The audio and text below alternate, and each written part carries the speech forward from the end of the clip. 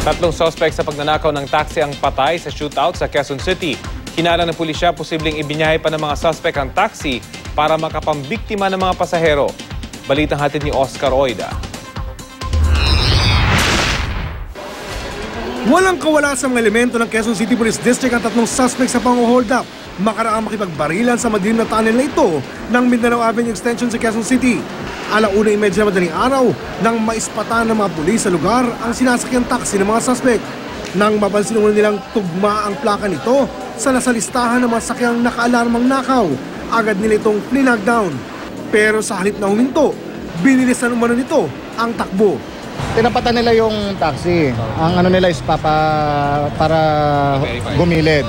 Kaya lang, imbis na huminto, binilisan pa. Tapos nung mako-corner na sila, pinutukan sila. Hanggang sa dito na nga finally na corner sa underpass. Matapos ang barilan, patay ang tatlong suspect. Nakuha sa kanilang tig-isang kalibre 38 baril.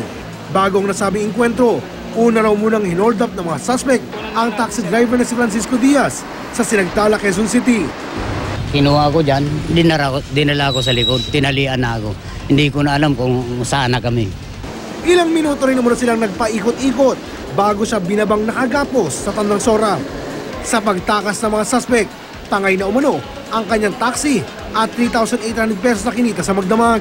Suspetsya ng mga otoridad, gagamitin pa sana ng mga suspect ang natangay na taxi para mambiktima pa ng mga walang kamalay-malay na pasahero. No-hold up nila ang taxi. Yung iba, ginagawang getaway vehicle yung mismong taxi, then i-abandon na lang sa ibang lugar. Yung iba naman, pati taxi, tuluyan ang ninanakaw at pinakakatay or binibenta.